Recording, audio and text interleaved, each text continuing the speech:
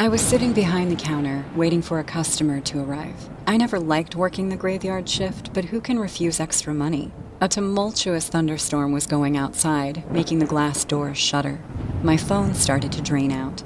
Once it finally switched off, I plugged it into the charger. Now I was even more bored, with nothing to do, sitting in an empty Dunkin' Donut shop. I decided to make myself a cup of coffee so that I didn't doze off on my shift. There are times when all I want is to be alone, but standing in Dunkin' Donuts that night in the middle of a thunderstorm made me feel weird. My uncle owns this shop. I go to college and work part-time here. I sat down at a corner table with a cup of coffee. The storm was getting louder and stronger. I was about to take another sip when the power went out, and at the same time, the entrance doorbell rang.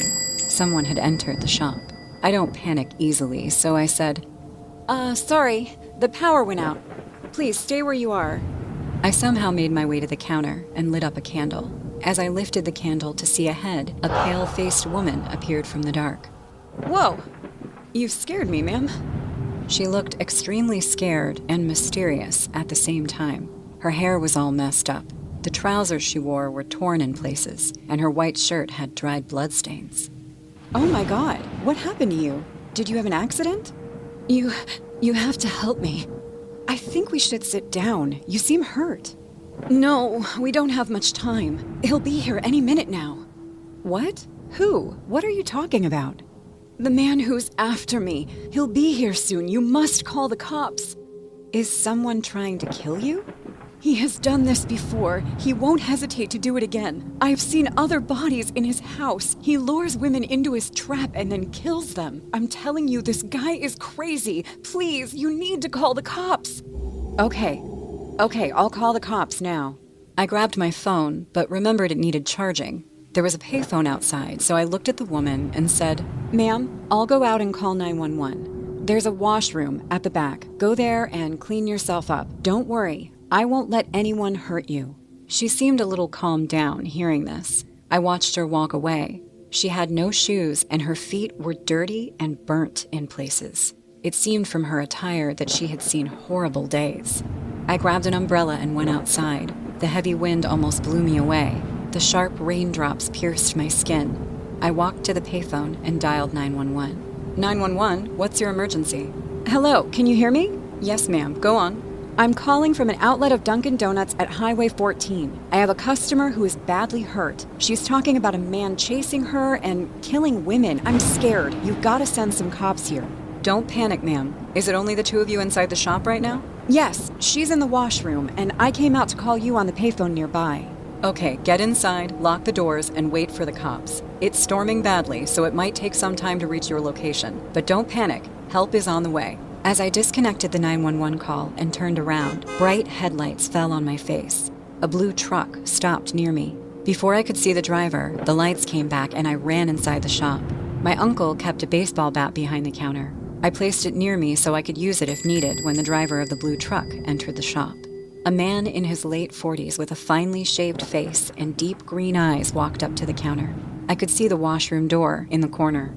The woman was coming out, but as soon as she noticed this newly arrived guest, she hid behind the door, shivering in fear. Our eyes met, and she nodded her head in yes while pointing her finger at him. So this was the guy she was talking about. I knew the cops were on their way, so all I had to do was keep him there until they arrived. I contained myself and said in a cheerful voice, Welcome to Dunkin' Donuts. May I take your order, sir? It's one hell of a storm, no? Yeah, well, at least the power came back. What would you like to have, sir? Here, let me ask you a quick question. Is it only me and you in here? I realized he was looking for the woman and trying to find out if she had come here or not. Yeah? Why do you ask? Nothing. Just a general query. So, what's your name? I was stunned to see his chilled-out attitude toward me. While asking me all these unnecessary questions, he was observing me in a very creepy way, but I didn't lose my calm. Sir, it's late, and I'm about to close the shop, so can you please tell me what you'd like to order? Close the shop? But isn't it a 24/7 open policy? Yes, but the shop belongs to my uncle, and now I'm in charge, so I'm asking you for the last and final time, are you going to order anything? The man's eyes ignited like a vulture. He came close to me and said, "You shouldn't be making me angry. After all, it's only you and me in here." But before he could do anything more, I picked up the baseball bat and hit him hard on the head. He fell on the floor, screaming in pain while holding his bleeding head. "You bitch! Seems like you just can't wait to die like the others." Listen, you freak. The cops are on their way, and I know who you are. I know you're looking for that woman, but this time, I'm not letting you hurt her. Woman? Which woman? Her. Come out, man. You don't have to be scared anymore. The woman came out, but this time, she didn't look afraid. She was smiling.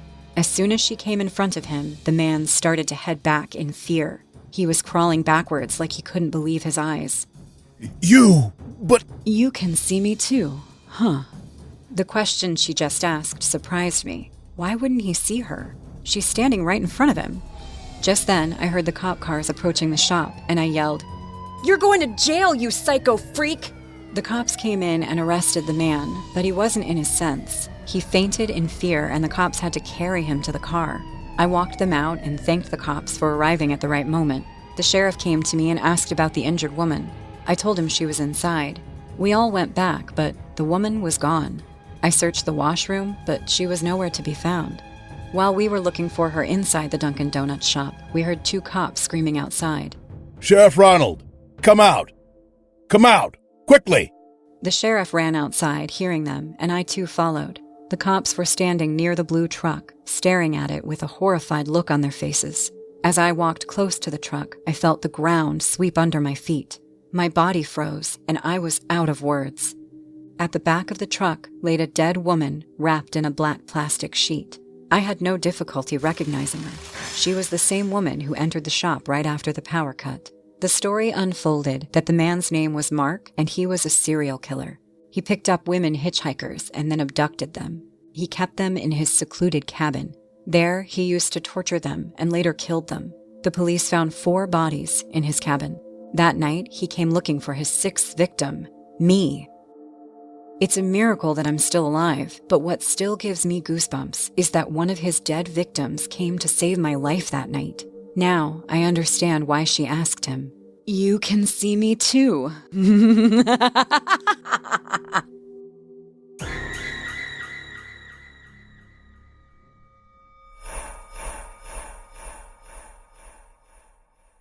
Hey guys, I hope you're enjoying the video. If so, please leave a like.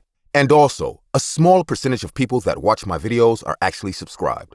If you want to support this channel and make this channel reach the 1 million mark, please consider subscribing. It's free and you can change your mind later. Enjoy. I work the graveyard shift at a dine-in Dunkin' Donuts. This particular Dunkin' Donuts offered free donuts and coffee to any police officer who came in as a way to thank them for their service. As a result, I grew to know just about every police officer stationed near my part of the city by name. One day, I was working the counter at the Dunkin' Donuts as usual when I received a notification on my phone. It was late into the night and there was no one in the restaurant but me, so I thought it wouldn't hurt to check my phone for a bit. It was a breaking news notification about something that had happened in my city. I tapped on it and was brought to a news article of an ongoing story. According to it, a mad gunman was on the loose somewhere in the city and had already shot and killed 1 police officer, but had yet to be identified. Concerning news, to be sure, but I lived in a large city with millions of people, so I didn't think there was much chance of me being affected by it. Police shootings happen all the time in my country anyway, so I guess I had just grown desensitized to seeing that kind of news. Not long after I'd read that article, I heard someone enter the Dunkin' Donuts and put my phone away. A disheveled-looking police officer, wearing a uniform that looked a few sizes too big, approached the counter, still wearing his hat and sunglasses despite it being nighttime.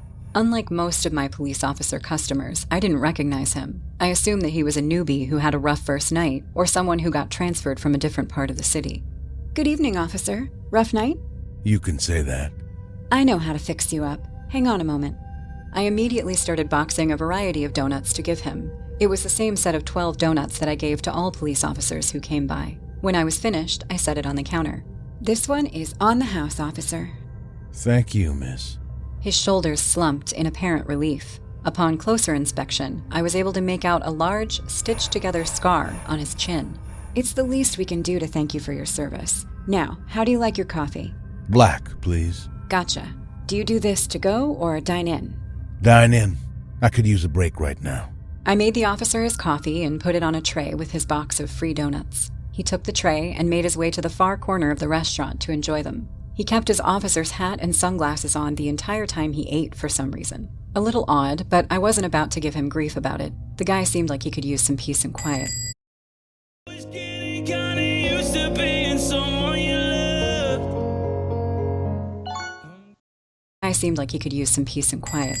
A little under half an hour later, a police officer I did recognize walked through the door and approached the counter looking a little worse for wear. "Hey, Jim. The usual today?" Jim was fond of his jelly donuts, so I made sure to pack more jelly donuts in his set whenever he came by. Thanks, Susan, but I'm on business tonight.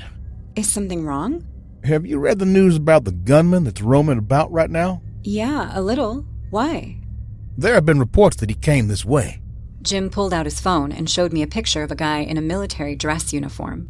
This guy's a primary suspect right now. He's a war vet who shot a police officer during a PTSD episode. Seems like he stole the cop's uniform, too. Does this face look familiar to you? I squinted at the picture on his phone. The guy didn't ring any bells in my mind until I noticed the stitched-up scar on his chin. The same stitched-up scar I remembered seeing on the unknown police officer who came in before Jim. My blood ran cold when I realized the connection. But before I could warn him about the man eating donuts in the far corner, I felt my eardrums pop as a deafening bang rang throughout the restaurant. The sound made me flinch and close my eyes. When I opened them again, I saw Jim standing with a shocked look on his face and a bullet hole in his chest. I watched as he slumped onto the floor, his blood pooling under him. Standing behind him was the police officer from before, who I now knew was just a gunman in a stolen uniform. I raised my hands up in surrender, with eyes wide open in fear and my heart pounding out of my chest. Please, don't shoot! The gunman didn't even acknowledge my existence. He just turned his back on me, walked back to the corner where his box of donuts was, and continued eating with his pistol on the table. He took his sweet time eating those donuts. Over the course of 15 minutes, police cars came and parked outside the Dunkin' Donuts. The red and blue lights blared through the windows as a police negotiator spoke to the gunman through a megaphone. They seemed to think that the gunman was keeping me hostage, which I guess was kind of true. I was too scared to make any sudden moves while I was in the gunman's shooting range, who still had his pistol within reach. So I just stood there at the counter with my hands up the entire time, hoping he wouldn't snap and decide to shoot me on a whim. I only worked up the courage to speak near the end of his meal, when he was just finishing up the last donut in his box. "What are you doing?" The gunman popped the last donut in his mouth, calmly wiped himself with a napkin, and picked up his pistol. I thought that I was about to die. Instead, he said something that I will never forget for the rest of my life. "Finishing my last meal." And with those final words, he put the pistol to his mouth and fired. I've never shared this story before because the memory of it disturbs me.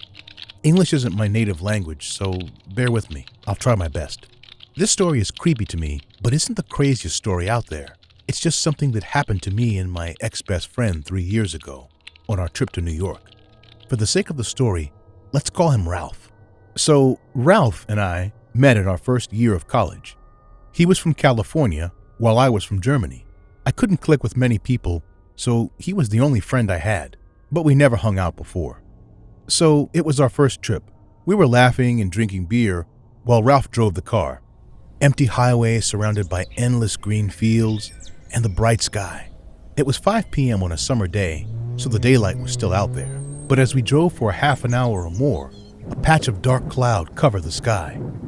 It all got dark and lightning struck, and within the next few minutes, heavy rain started. The view outside the windshield got blurry immediately. It was becoming too difficult to see on the road outside. "Dude, I can't drive like this. We have to stop." Saying this, he slowed down the car at the side of the road. We waited inside the car for the rain to slow down. The constant sound of the wipers sweeping the glass started to irritate me. Boo! What the? Dude, look at your face! Not funny, Ralph. Where are we anyway? I don't know. There's no network here. I have to get out and see. Let the rain slow down a bit. What a weather. Out of no other option, we waited inside the car. After 10 minutes, the rain started to slow down, and we saw a vibrant light going on and off at some distance. It once turned purple, then yellow. I wiped the windshield to rub off the moisture on the glass. It was a big signboard of Dunkin' Donuts blinking at us. Thank God, I was so hungry. Let's go inside. I too was relieved that for the night we got a roof over our head, because it would have been difficult to find the right way, because I was sure we were lost. We got out the car. I closed my door and turned around to see an ugly-looking black dog standing out there. One of his eyes was closed, and his teeth were broken. His chunks of hair were missing from his body. We realized it was living its last days. I slowly walked past it when the dog growled in a low voice. Ralph and I turned back. The dog was standing near our car. Its one leg was close to the tire, giving the proper vibe that it's going to pee on our tire. Hey, Shoo! Shoo! Go away! Let it be. I think it's a mad dog. He's going to ruin my car! Shoo! Shoo! Ralph tried to scare off the dog, but the dog still peed on the tire. Being all angry and frustrated, he picked up a rock from the ground and threw it, aiming at the dog's head. The rock did hit the dog, and with a short, squeaky sound, everything got silent. I was completely disgusted to see this scenario. Ralph casually went to the car, moved its body using a stick, and came back to me. Let's go. I didn't say anything, probably getting a bit disturbed after seeing this. We went inside the donut shop. Ralph went to order coffee and some donuts while I sat at the chair. The empty high road was standing out there, quietly. There was a lamp post at the corner. I kept staring at it when a tall, bony man came out from the dark and stood under it. He was wearing a brown hat, old brown coat, and black trousers. Nothing was striking in his appearance except his face. His one eye was closed with a broken set of teeth, just like that dog. His eyes were so bright that they glowed. He wasn't blinking, just standing there, staring at me. I wasn't able to take my eyes off him until Ralph called out to me. Leon, I'm having a latte. What will you have? Huh, yeah, same for me. When I looked back at the lamppost, the man was gone. I searched around, but didn't see him. A few moments later, the rain started again, and Ralph came back with the food. I quietly drank my coffee, while Ralph went on blabbering about how he had no other way than killing the dog. All of a sudden, the shop door opened, and to my shock, that dog-faced man walked in. Ralph followed my eye and noticed the man too. Damn! Isn't that guy? Looks like that dog, yes. The man walked to the counter and handed the employee a dirty $10 bill. The employee seemed casual about it, though. He gave him a cup of coffee and some donuts. The man picked up his food and sat right next to us. Ralph and I looked at each other and started to eat the donuts. We knew we were stuck here for a while, so it will be better to avoid any more trouble. We were eating silently when a loud smacking sound took place. I realized it was the man eating the donuts. I looked at him and he started eating more aggressively.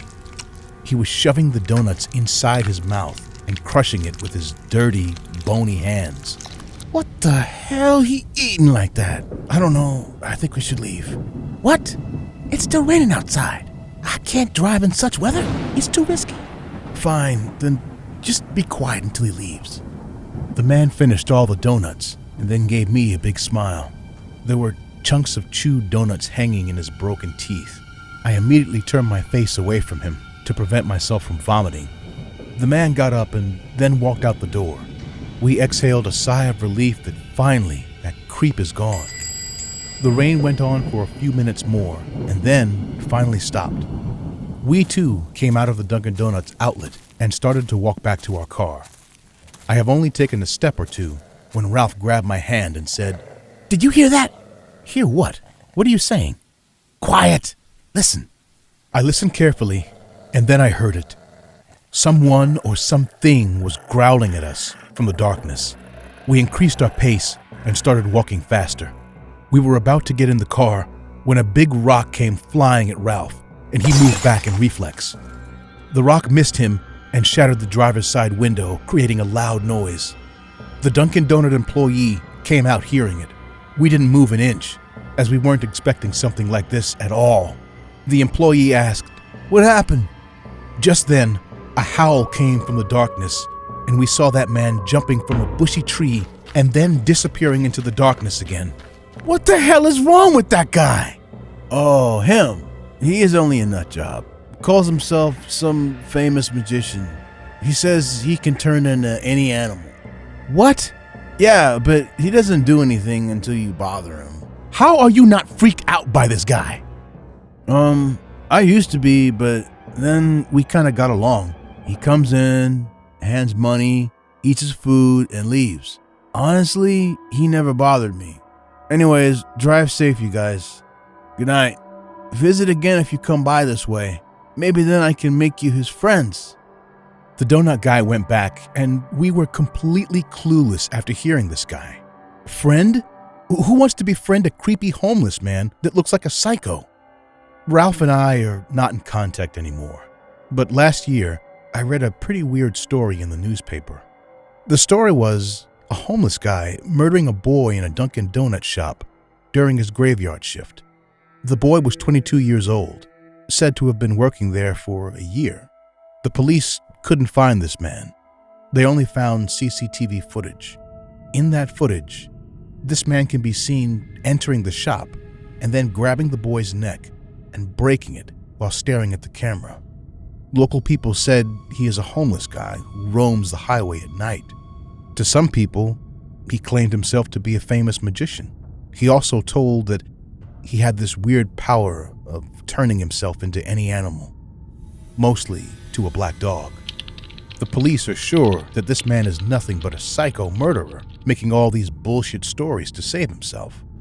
But they are going to find him soon and put him behind bars. What do you think? Was he a dog or a man? Or someone who can turn into both?